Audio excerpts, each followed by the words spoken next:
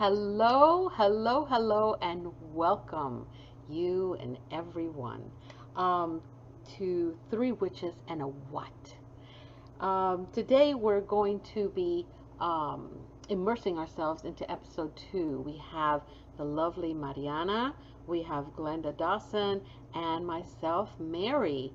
So let's get down to business, and thank you again for joining us. All right. Thank you, Mary. That was lovely. All of our guests and all of the people watching this, we welcome you. Um, Mary Anna looks lovely today. She's glowing. So Thank you. we are all just excited to do this. And sometimes these discussions will get a little serious. But knowing us, we'll be having a lot of laughs, a lot of fun, and you know, whatever comes, comes. That's right. That's right. So, um, we're going to speak about our how to our Start. path to our start of spirituality path, our journey. Um, we always believe that we have to know everything. We have to, go and visit every single guru there is and every single book that there is. We have to read it.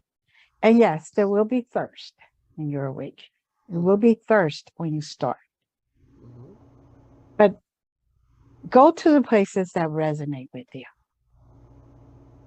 Don't allow those places or those books or those gurus that don't resonate with you.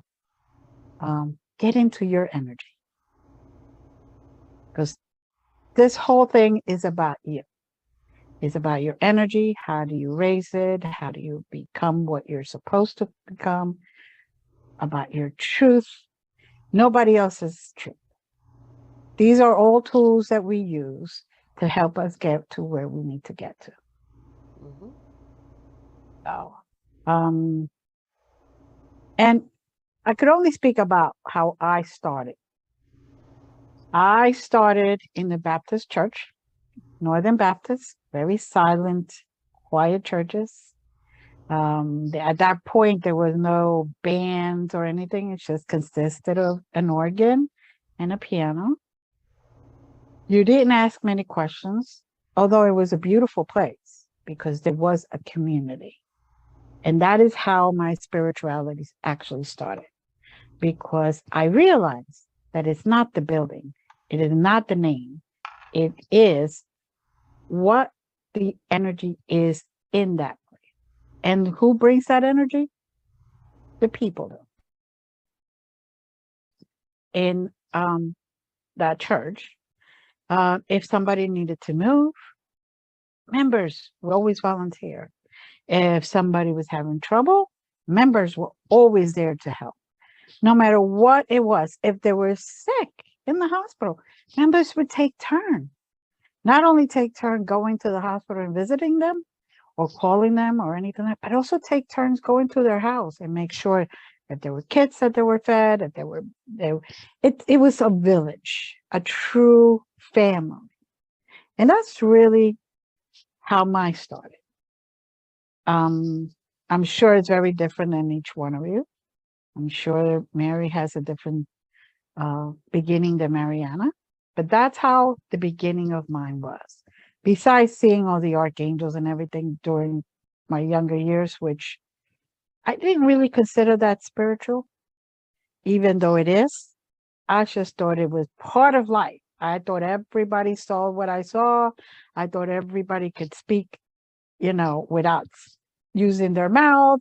I thought everybody could feel things without really having anybody tell you how they felt or acted or so to me, being in that church is what finally opened my eyes up to say, oh, this is what everybody's talking about.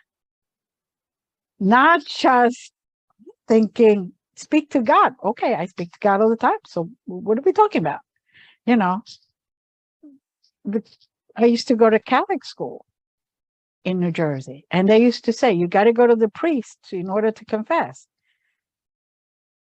But I talk directly and I say, hey, I really messed up today.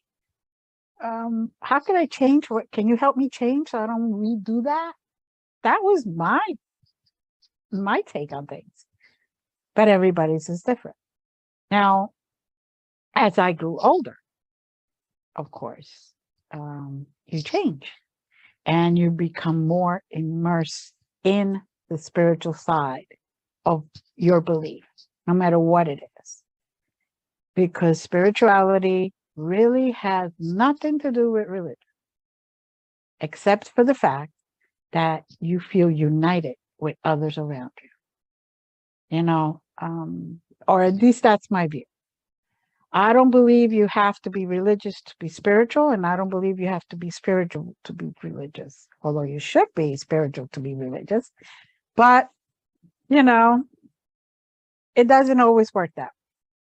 Spirituality to me is a feeling, a knowing inside that then you share with others.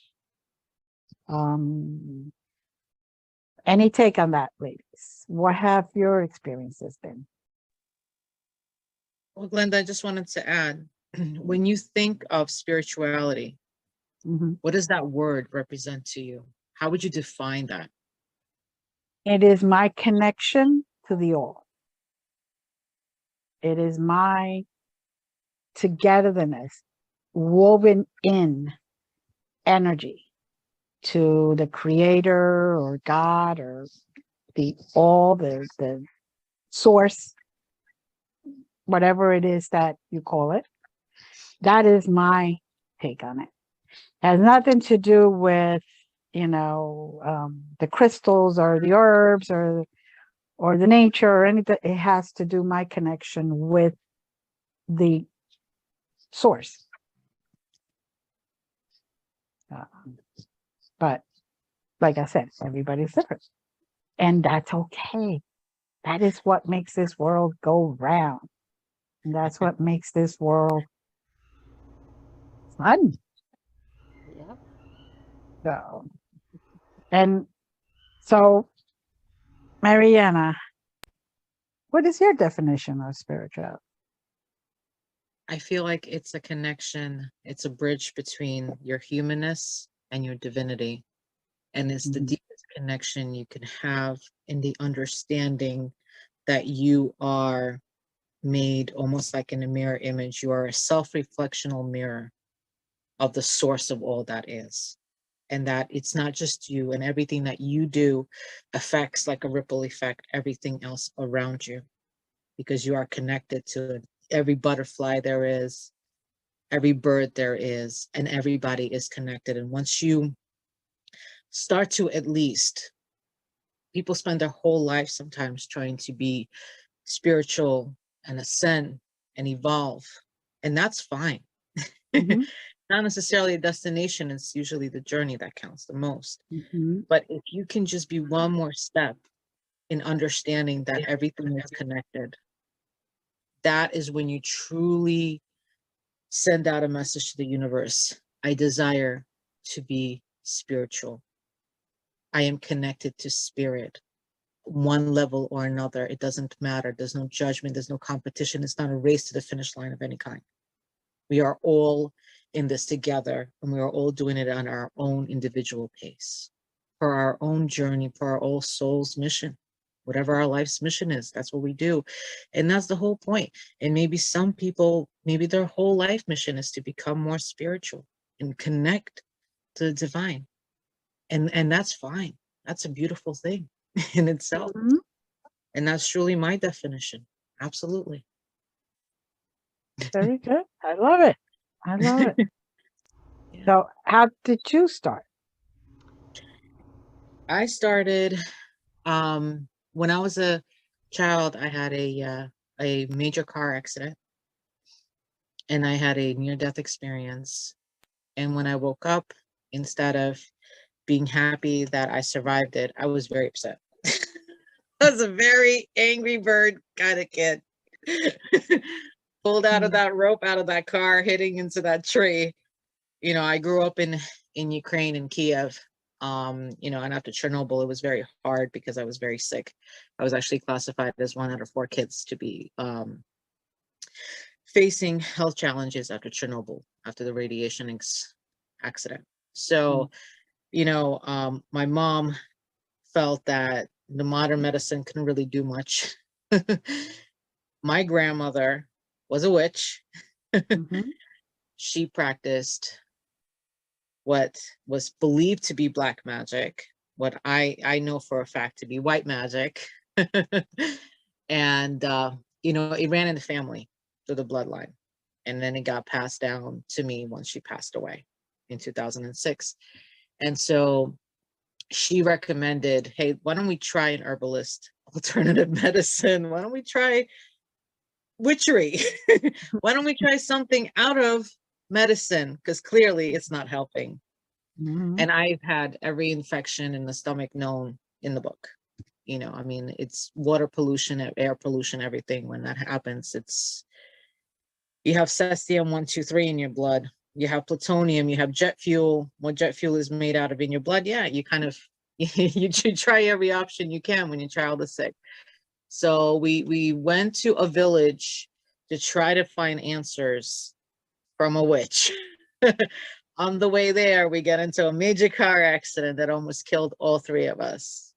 How crazy is that?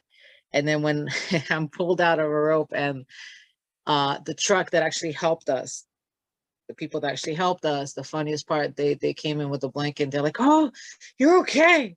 And I'm like, "No, it's not part of the plan." Not part of the plan at all. And I remember my mother, she still remembers this. She's like, I remember like to this day, everybody's like dumbfounded with their, you know, eyes up to their forehead. What plan is the 6-year-old talking about? Suffice it to say, I was very upset. A very upset kid. And the worst part of it, we get to this village, we find the house, what's been there for 20 years, but guess what? The neighbor next door says the person hasn't lived there for 20 years. And my mother says, how is that possible? I just spoke to her yesterday. And she says, I don't know who you spoke to, because clearly there hasn't been a single soul in this house for 20 years.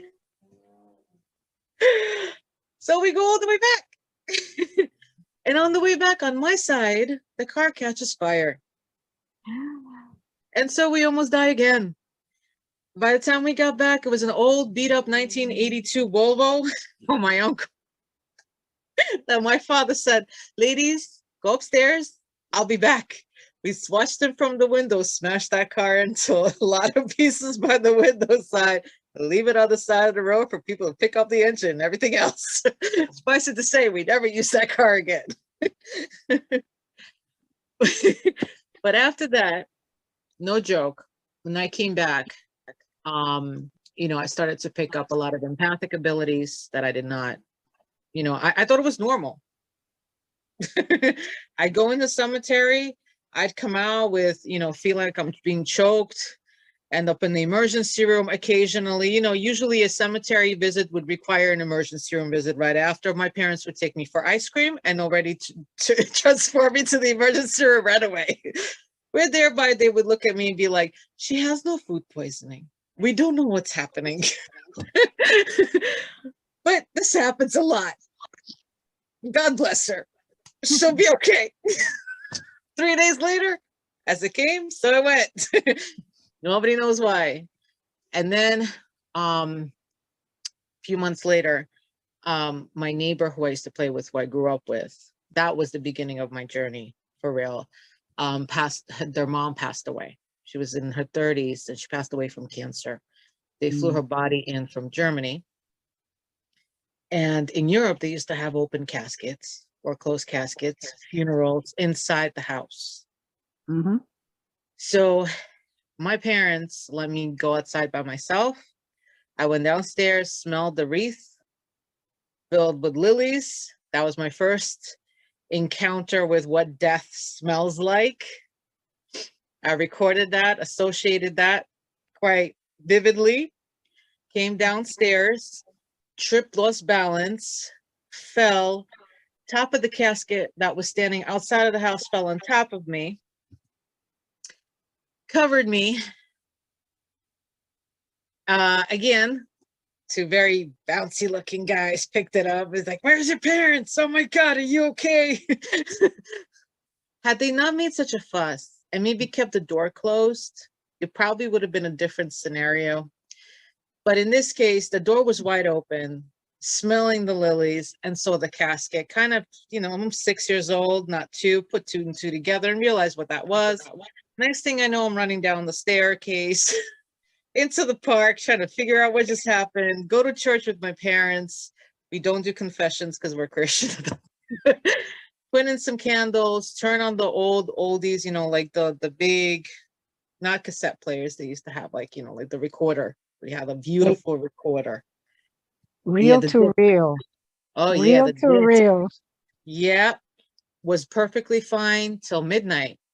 Midnight rolls around. I am sick as a dog, throwing up. Enough. 911 is called. Emergency room again. Busy. We don't know what happened to your daughter. She's perfectly fine. 3 days later, consistent 12 o'clock wake up calls of the emergency room visits until a doctor says, hey, quick question. She go through a traumatic experience in the last couple of days. My parents are like, I thought they knew. 30 years later, I come to find out they never knew. Talk about a moment of forgiveness. Talk about that theory of relativity. Yes. And then so when this wonderful pediatrician asked, can you draw, you know, what happened to you in the last couple of days? And I drew what happened. Whatever he said to my parents, clearly, I don't know what exactly was said, but next thing you know, they changed the room. I was outside a little more. Suffice it to say, they, you know, we couldn't avoid the downstairs or the apartment, but, you know, they kept me away from the kids. Things got changed up. A lot more toys came in the house, a lot more music in the recorders.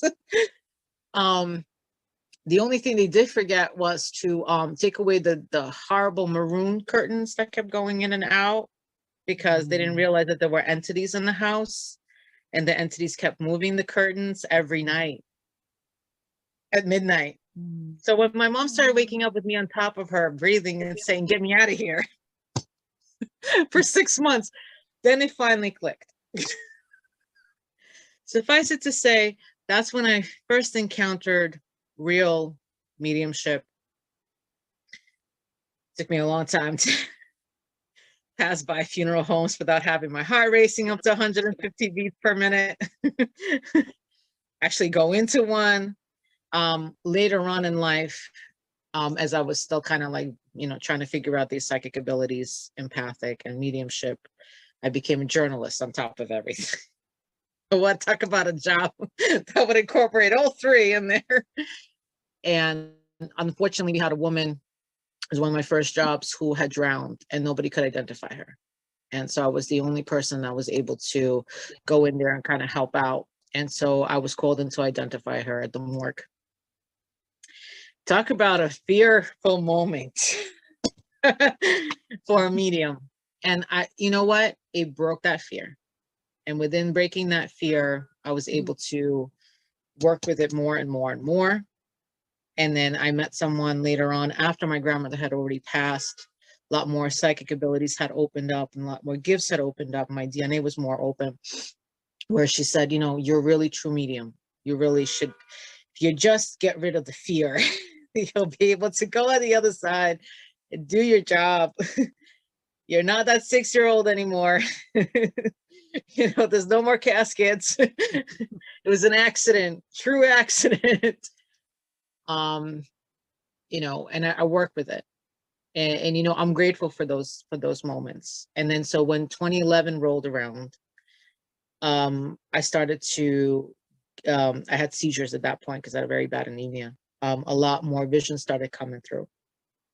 I had a major vision come through during a seizure. So I started to open up more, and that was my journey. And in 2016, it really kicked in after a major asthmatic attack that put me in the hospital. And I started to really look into what I can do to become more spiritual because my life did not make sense to me. And I think that's where we all are. When we feel that our life is no longer making sense and we need to make some drastic changes, that's when we really realize that this chapter is kind of over and we become activated. Mhm. I went to spiritual science of all things, spiritual, completely out of the norm, right? And then I went to meditation and they did this like past life regression session. It was really interesting. And then all of these past lifetimes started coming out, Atlantis and Mesopotamia and Ethiopia and Egypt. And I'm like, okay, well, now that makes sense why I'm afraid of water. Wait, now that makes sense why I walk this way, why I talk this way, why I eat certain foods. Okay, and it started to make sense. It's the only thing that made sense in my life. And I said, wow, this is more real than my entire life before this. And then one night I woke up at 3 o'clock in the morning. I had a message, I think it was on ISIS. And I went on the phone. I'm like, Pleiadian starseed. I didn't know what I was looking at. No idea. And I found a song. And that was like, I said, oh, wow. And that's what began. And it was like light language, important, you know, induced. And I started to really research past lifetimes, really research my origin. And 11/11 is my spiritual rebirthday of 2016, where I watched the movie called Arrival. It felt real. It was almost like making contact. It felt real. And I think that's when I really began to be on that journey. I'm nowhere near it, but I'm getting there little by little. And that's okay. Mhm. It's okay. Because you know what? I have my whole life ahead of me to look forward to. I don't want to get there yet. I want to take it and savor each moment because maybe this is my last. Maybe it's my last lifetime. I don't know.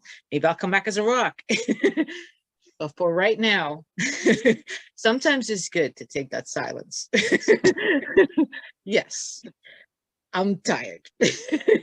I'd say 3,500 years is a little too long to play human, to see too much. Sorry, that's it. I need a break. But no joke. I'm going to savor each moment until I get there. And I pray that, you know, whatever lessons I still need to learn, I finally learned them. So if I do ever come back, I could start over, but from scratch, easier, smoother, more light. Not to be that hard. But I'm grateful for each moment that I've been given for all those 3,500 years. And that's the first time I'm actually saying that. Um, yeah. Before we continue, we do have to listen to a few of our sponsors. So we're going to take a little moment and we'll be right back.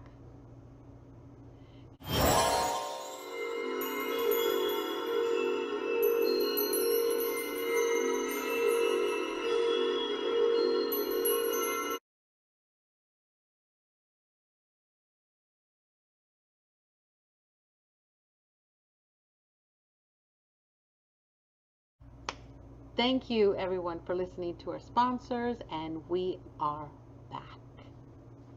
Glenda. Yes. So, where do we leave off?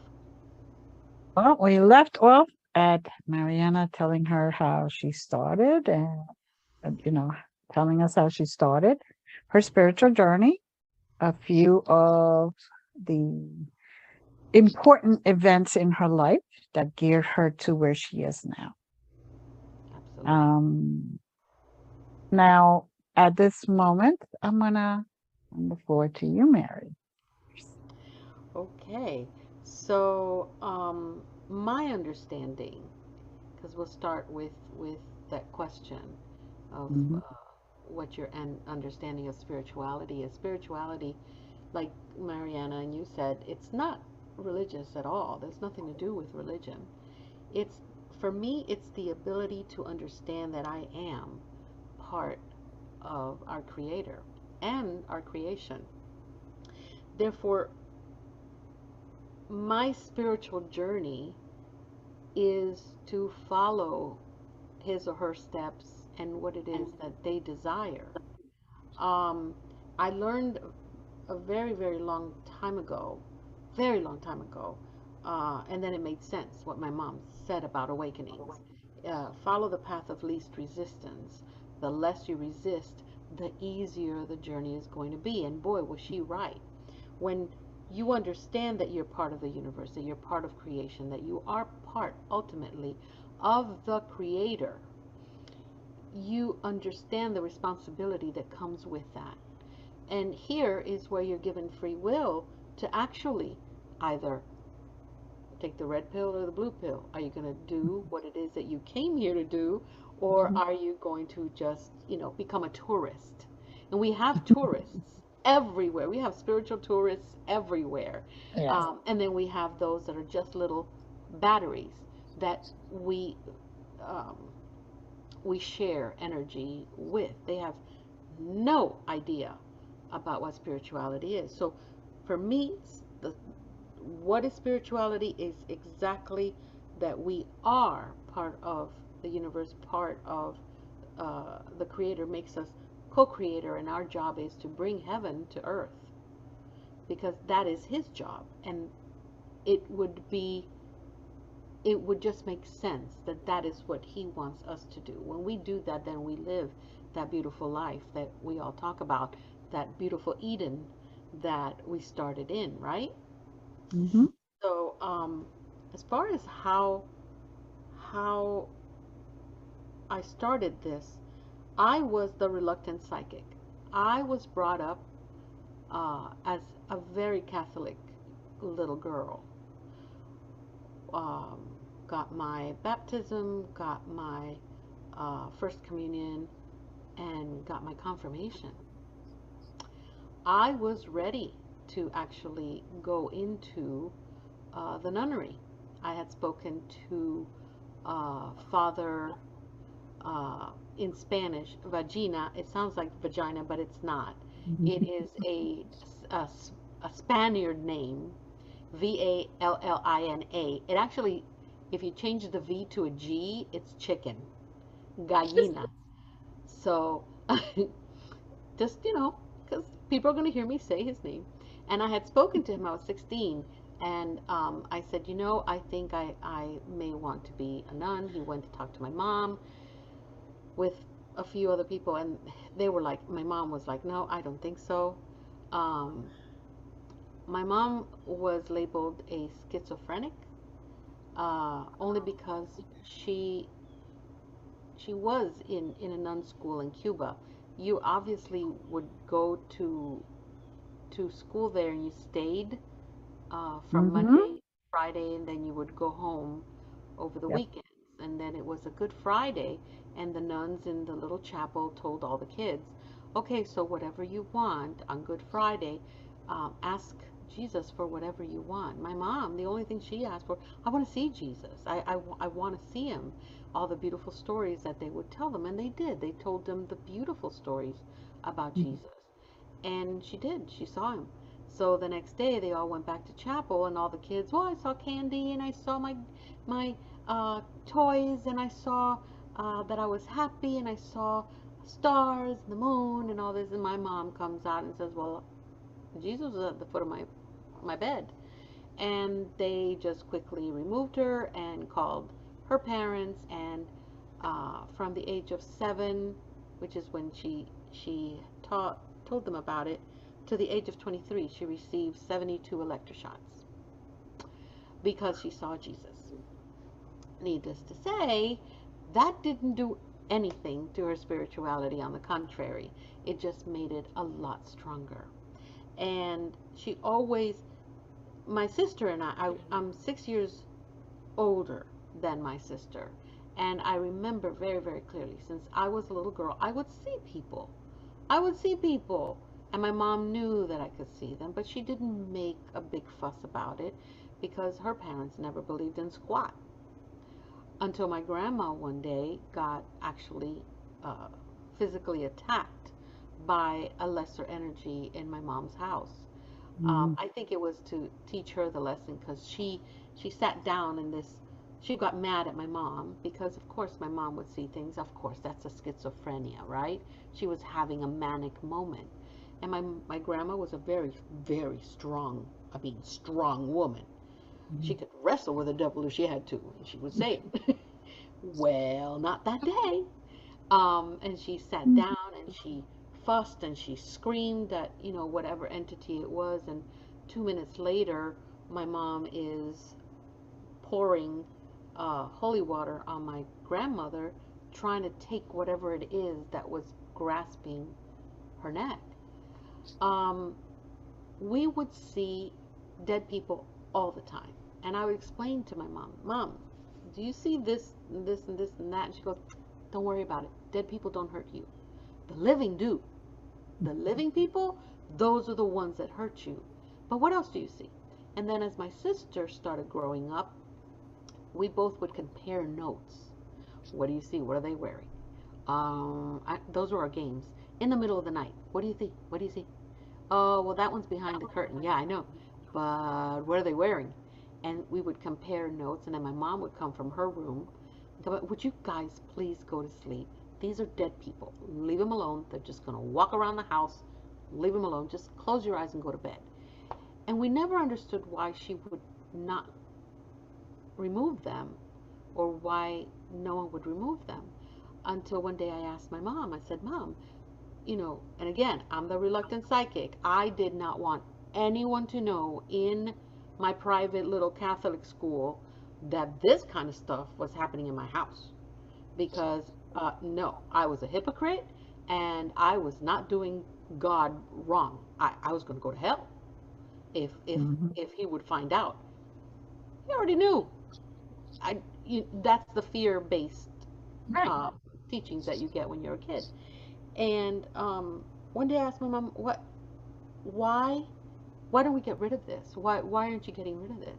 Because are they hurting you? Well, they're scaring the shit out of me. Yeah, they're scaring us. And and she says, well, just tell them not to come out. They're scaring you. And I was like, what? All these years, and you're what? Why didn't you say anything? So she sat us down and she spoke to them.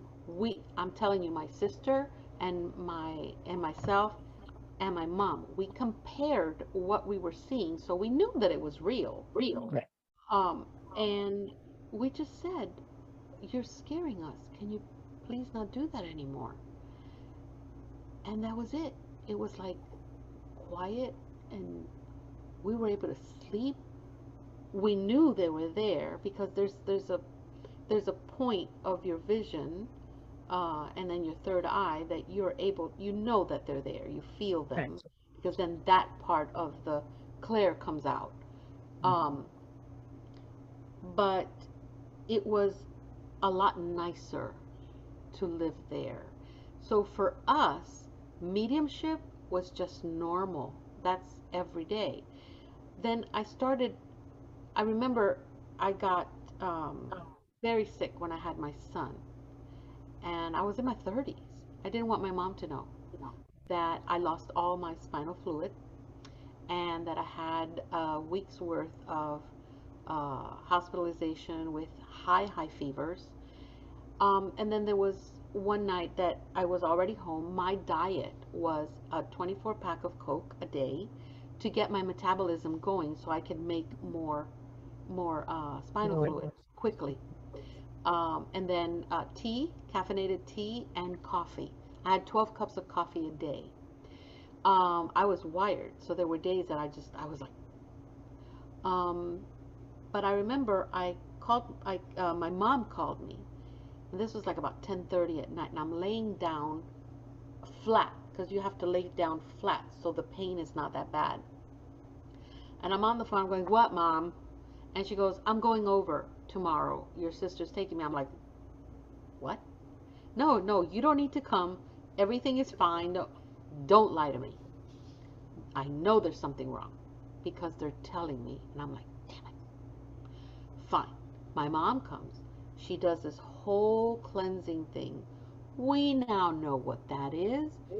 She realigned my chakras. She cleaned my luminous energy field. She cleaned everything, all my meridians. She used her water. She used prayer. She did Reiki, all that energy healing. Back then, when I was 30, I'm 58 now. When I was 30 something, who knew about Reiki? Who knew about energy healing? That didn't exist. And she told me, she goes, you're going to feel like you're going to die, but you're not. You still have a long way to go. Just, just wait. But you're good. Tonight of all nights, you're going to feel like you're going to die. Sure enough, I told my husband, listen, if I don't wake up, don't worry. I just want you to find a woman that is going to love my children. I'm not going to go to heaven because if I have to pull her toes every single day for doing something bad to my kids, I am going to do it and I'm going to make your life hell. And and he was like, you're going to die? I'm like, I don't know, but it sure feels like it. And 3 o'clock in the morning comes. JJ, my son, is crying his heart out. Usually my mother-in-law is the one that gets up immediately and feeds him, or my husband. Nobody would wake up. I would hit my husband. He just turned around to the other side like, don't bother me. I said, well, I must be dead. I got up. I went to look. I picked up my baby. I went to the kitchen. I warmed up his breast milk, gave it to him, and I started rocking myself. 20 minutes into the rocking, 20 minutes, I realized that I was sitting. I had no pain. I felt absolutely wonderful. Did I die? I don't know. I don't know. But I felt great. I called my mom at that point, and she picks up the phone. She goes, what? I'm like, Mom. She goes, I don't want to hear it. I know it happened. Just leave me alone. I'll talk to you in the morning. Just leave it. I'm like, okay. Hung up, went back to sleep, woke up in the morning. I was ready to clean the house and do all the things that I had to do. That was when I said, oh shit, something's up. And that's when I started really talking to my mom. I talked to my mom about everything, but except spirituality. And that is where she just opened up and she goes, this is what this is. This Mhm. is who you are. She she would always say a Spanish saying, "Hijo de gato, caza ratón." It means if any any son of a cat can catch mice. She would always tell me that, and she goes, "Welcome. It's time. You're late. You have to catch up." I was like, "Really?" And she was the one that explained to me that awakenings were meant to be a cause for celebration. When it is not, it is because we're resisting. When she told me that, I'm going, oh shit, I'm not going to go through all that crap. Oh, no, no, no, I'm not going to resist. I'm going in head first, dove into there, and I have not had a bad experience in my awakening at all. Mhm. It has always been something positive that I've gained from it. Mhm. But that's how I approached my awakening. I even wrote a book about it because it is everything that she taught me. And to this day, knock on wood, it works. And it's wonderful. I wouldn't change it either. I wouldn't change any part of it. Mhm. But there you Well, that's beautiful. go. I Yeah. do want to say though that in the 80s, it was Reiki. That's when I took my Reiki But what certification. Cuban knew about it? I lived in New Jersey and it was in New York. It was in New In these York? big, yeah, these big auditoriums where they came once a year. They taught it. Oh my You God. would go Friday, Saturday, and Sunday. By Sunday, you were attuned, and that was the end of it. There was no Wow. book, no book, no, you couldn't write it. You couldn't even anything, the symbols or anything. Everything was secret. So Oh you, wow. you hope you remembered when you left there. Because, yeah, of course, there, everything is fresh. So I think I only remember usually chocolate. That was it. And that's because I could just Wow. rhyme it. Yeah. No, no. Uh, We didn't have that in yeah. Miami. No. No, in Miami, no. No. But you know, I live north Right. and not in in the other little Havana. Oh, really? You have a little Havana? No, yeah, we have Union City is called the Little Havana. Oh The wow. northern little, at least in those times. Oh. And but I lived in north. Yeah, And no. then But in Little Havana for us in Miami, that was the santeros and the spiritualists, the spiritistas, the paleros, yeah, right. that Yoruba, Lukumi, Yeah, that's yeah, that's what we were exposed to. right. My father is a Tata Nkisi, which is, pretty far out there. But Yeah. yeah. Yes. So at that time, the reason I even started that was because I was getting a lot of leg pains, you know. Um, Naturally, I would still walk all over the place and everything, but I was still getting a lot of leg pains. Wow. And somebody said, there's this woman, but you got to keep it hush hush. Yeah. And I'm like, okay, is this illegal? No, it's not illegal, but you got to keep it hush hush. And I was willing at that point to try anything, just like when we have a lot of pain. uh, Okay, walk upside down for 3 blocks, we'll do it.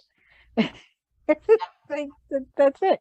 Yep. So I I went and she did a Reiki treatment, and I'm like, I feel the warmth and the legs, just the blood and everything just started flowing, and everything was like, and I'm like, okay, what did you do?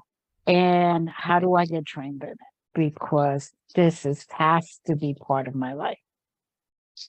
And so she contacted me and told me where and what and all that other stuff. She still would go there every year, even though she was already certified and attuned and so all that other stuff. But that's the only way she remembered the symbols. Because in that time, there was really no books. There were no books given. There were no, you got a little sheet of paper telling you how Dr. Sui became Dr. Usui. That was it. Everything was hush hush and secret so um and when I told my parents, my father, of course, being very Christian, he was like, is that the work of the devil? And my mother literally went bam and said, don't you understand? There's no way she could ever walk into a negative place. Wherever she goes, light goes with her. You have been her father all these years. So, and so I at that point I was a little horrified my mother hit my father in front of me. Second, the fact that she said what she said, I was like, what? What do you mean? Wherever I go, there's light. And all that started going through my head, like, what do you mean? What do you mean by light? And so that's when the thirst came in. That's when the thirst came in. Even though all this time I would talk to my spirit guides, I would talk to the angels, I would talk to spirits in general. I would go to cemeteries and there would be the kids there, come and play with us, and all that other stuff. Yeah. It is like, oh, okay. And I had my own little friends and all that. At first, people, doctors would just say, oh, she's just got an imaginary friend. And my mother would say, okay. And my mother would say, don't listen to them. They're real, just like you and I, just in a different place. That's it. And so I was never lonely. I always had friends. Even in my loneliest time, I always had friends. So, but that's really like I started blossoming. I just like, woof, and everything came at me because I asked. And I finally, like you ladies, finally surrendered That's it. and said, okay, all right, I'm too tired. All right, what is it? Yeah. And then that's just what happens. You open up, you surrender, and you really know then where your path is. Yep.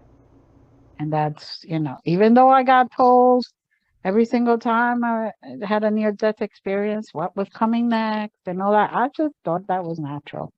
Everybody had them. I didn't understand that I'm speaking about things that most people don't even know what it means. Yeah. Yeah. And I'm experiencing it and I'm like, okay. And this is how little by little we got to here. Yeah. Ah, I love that because, one of the things that I learned, the first thing my mom came to tell me was, you're not crazy. I was like, I was elated. I thought that I was getting schizophrenia like my mom. And I thought that was it. I'm doomed. Who the hell's going to mhm, marry me? Who's going to believe me? mhm, Am I going to end up with 32 pills like she took a day just to get her up and go to bed? Um, I was like, I was doomed. That's why I was like, no, I was the reluctant psychic. No, mhm, this is not for me. And then she sat down with me and she goes, Mama, tú no estás loca. You're not crazy. What you're seeing is real. This is just a different dimension. And this woman, she only went to third grade. mhm. That's as Yep. far as she went because they plucked her out of school for her electroshocks. So she knew so much. And, you know, and then you start seeing this, that is so important for us to know, so important for our kids to know, Mhm, because the whole idea is how do you start your spiritual journey. Well, one of the first ones is to understand you're not going crazy. This is real, mhm, mhm, and it is a spiritual journey. It is where you're able to decipher what's physical, what is science, and what is spiritual. mhm, What are you? You're all of them. And then you have to work in a symbiotic method, and that thirst you talk about, that spiritual hunger, that is when you finally open your guides, your angels, your ancestors. They all play a part, and they come to you and they are just giving you all this information. Those are your downloads. Those are all your downloads. mhm, And then it, of course, it interprets in the physical body as a hunger, and you want to read and you want to learn and you don't know what to do, and you get people that say, oh, I'm so lost in my spirituality. Okay, so how do we help you? How is it? Because if they're going to start their spiritual journey, one of the things is they have to find people like us. They have to find people that have walked the walk, talked the yeah, talk, and know exactly what's going on without the sugarcoating and without the yeah. BS, because we're too evolved for the BS. This is Mm, this is so important in the journey that it's it's vital for their existence mhm. without holding back, teaching them to catch fish. Very true. It's very, very, very important. But yeah, the question to how to start your spiritual journey, there it is. There it is. There it is. Parents have a big, big responsibility. Yes, I just like you, we both have children, and of course, Mariana also. But I have been open with them since day one. And my kids all have to give, whether they want to admit it or not. Yep. That's up to them, you Yep. know. My youngest one and his partner, his girlfriend, they they're like, "Oh, can we go to the cemetery? Can we go here? Can we go there? Can we do it?" And I'm like, "Oh, okay." Because I'm like thinking, I go home, I'll just sit and I cook and relax, and then I hear, "Oh, can we go to the cemetery?" Okay. I love it. I love it. But it's each one of us. What I want to make a point is, though, each one of us has a different starting point, Hmm. a different way to get there. But what we have to remember is the point. None of us is crazy. No. This is all natural. This is part of being us. Yep. And the part about surrendering is one of the biggest factors. Yes. Once you actually accept it and say, okay, what do I need to do? That's it. It just makes your whole life a lot easier. Yes. Doesn't mean you're not going to have problems now, but your internal life, the way you look at things, the way you feel things, the way you think you experience things, very different. Yeah. So, Yeah. Absolutely. any last words here, ladies? Yeah, I just wanted to add to that. And you just kind of have to be authentic when you do that, and this is the part where I feel, you know, not only do you surrender, but you kind of like check in and just say, like, does this feel real? And if this is what feels more real to you than anything else that you've really encountered in the 3D matrix, then you know that there's no way of going back, because there's some points in your life you cross over to some points. In Latin it's artroversiamo. Hmm. It's a crossover point. And Yes. that's what I call the awakening process to begin with, is the artroversiamo, because once you cross over, I mean, you're not dying, but once you cross over to that other state of beingness, is what I call it, there's no way of really going back. And even though this is like a free will, planet, of course we all have free will, you don't necessarily want to go back, because nothing in your former life begins to make any more sense. It just kind of feels like a chapter that's been outlived, that's finished in a book that you finished reading, exactly like the Matrix, blue pill, red pill. And you're done, and there's no more. And so, like, for me, I wouldn't change a single thing, and I would never be able to go back.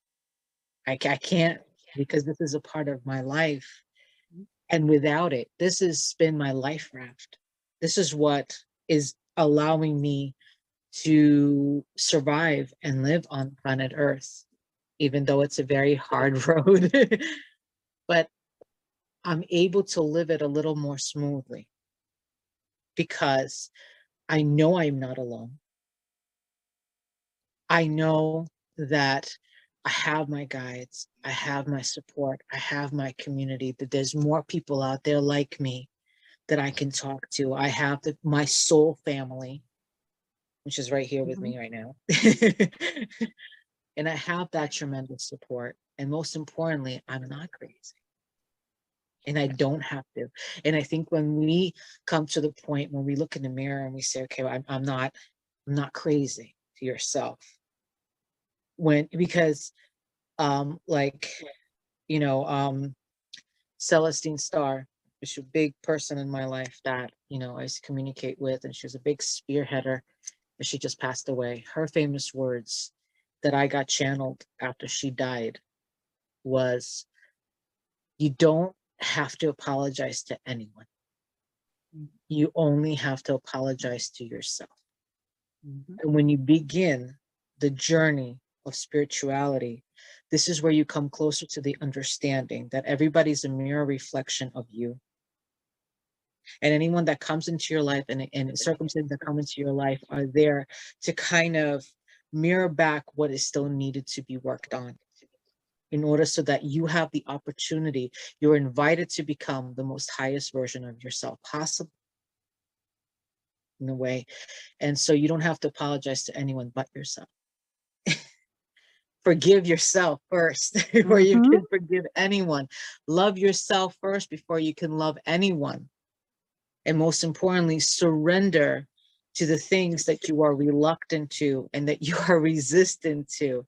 Yes. Because, like Mary said, it's absolute truth. And like Glenda said, the longer you resist, Mm-hmm. the road doesn't get any easier. No, it's Mhm. worse. But in surrender, the road still doesn't always get easier, far from it.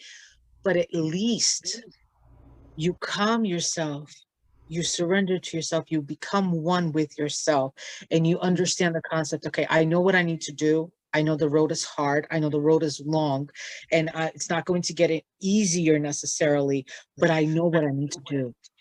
And you Right. Mhm. surrender and you accept that. And within that moment of grace, of surrender and serenity, is when you truly become spiritual within yourself. You accept your humanness, you accept your divinity. It's like a harmonic conversion. It's like that Vesica Pisces that begins the form of all geometric figures, Correct. right? Before the Mhm. flower of life. You accept. Yeah. And even they say when people are critically ill, they're under deathbed, even like they accept Yes. and things become easier. Yes. Mhm. And when you do that, you change and shift the trajectory of your entire existence and the totality of the entirety of your being. And life is much more smoother, no matter what it might look like on the outside. That is true. That's what I just wanted to Very add. true. That is. Very true. Thank you. Thank you. Thank you. That was beautiful. It was. It was. It was. And Mary, any last words? Um, I agree very much with Mariana and with you. That the first steps for starting your spiritual journey is to understand that you are not crazy. That Mm-hmm. these things are real. What you're seeing is real. What you're experiencing is real. Mm-hmm. You are the only one that has the power to make the changes within yourself. And you are the only one, besides your ancestors and your spirit guides. There's a reason why we have all these helpers.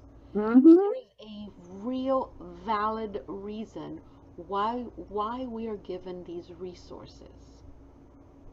It's a shame that we don't all teach our children that they have these wonderful resources that they can tap into if they learn to who to ask and what to ask for. It's a shame that Mm-hmm. we don't really we talk about everything with our children. We talk about sex, we talk Mm-hmm. about drugs, we talk about all kinds of stuff. But we don't sit down Mm-hmm. and talk about their spirituality. I did that with my kids. My son ended up being an atheist, not an atheist, what's the other one? The other talk, agnostic. Agnostic. Yes, my son, Okay. but my son sees dead people and he'll come down, he goes, I saw one. What do you want to do? Nothing. Okay, fine. And then my daughter is like, I see you. When I hear her up there going, I see you, I know that she saw one. you know? But they learn from the moment they were little, like my mom taught me. So, no, you're Mm-hmm. not going crazy. Yes, you have so many resources to ask help from. You were just Right. never told. You were never told. So, yes, it's going to be new. So, yes, you're going to resist it. So, yes, you're going to have a hard time accepting it. But, Make those faces. huh? Huh? Make those faces. Yeah, make those faces. You're like, I don't want to see that. That was my Yeah. favorite look. It's like, I don't want to see that. And I'm like, dude, just tell him to go. Just you're the only one that can do that. And he goes, go. Mhm. I was, did he leave? Yeah. I go, there you go. There's your power. There is your power. Once we know that we are part of the creator and we are co-creators, and we start working on higher frequencies, there is just no way that lower frequencies can come anywhere near us. It cannot. If Exactly. we are up here, it's like you remember the Mhm. timelines in school, the one with a Mhm. zero and then Mhm. plus 1, 2, 3, 4, 5 up to, right? And then Mhm. -1, 2, 3. Okay, the energies work that way. Lesser energies keep getting even worse. Lesser and lesser and Mhm. lesser. And positive energies keep going upper and upper and upper. If that's, I'm using that. I know it's not a good word, but higher and higher and higher. So the higher we are, where are those lesser energies going? They can't touch us. You look at Eden, they were all in higher levels. Once that lie Mhm. came in, and they were hiding because they were ashamed. A shame is a very low frequency. Guilt is a low Mhm. frequency. Um, Lies are a very low frequency. All of a sudden, Yes. Eden crumbled. Yes. There is no Eden again. There was no Eden. So when you put that and you explain it on the timeline, you understand, no, I don't want low energies. I want higher energies. Now you've got all these helpers around you that are doing what? Mhm. Shooting high energy. Shoot, shoot, shoot, shoot, shoot. Mhm. Right? And you Yep. taste in that high energy. That is what we need to teach our children. That is what we need to incorporate in our own spiritual journey. And there is no reason to have a hard awakening. None. It is only because we are the ones that create our narratives and our reality. Once we learn the truth, we're going to be okay. And we Mhm. Yes. Exactly. Well, ladies, this is beautiful. I thank you. We send blessings to everyone. Um, you know, we all need to meet our guides, and what a great way to, if you need to, get in touch with one of us. Mhm. I, I know I teach it. I know I believe Mary teaches it. I believe Mariana also It teaches does it. too. Yes. So, right. So we are all available and, more than willing to help you through your journey, through your starting point, Hmm. through your ending, through the middle, whatever it is that one needs. Correct. Blessings. Namaste. We love you all. Ah. Bye bye, everyone.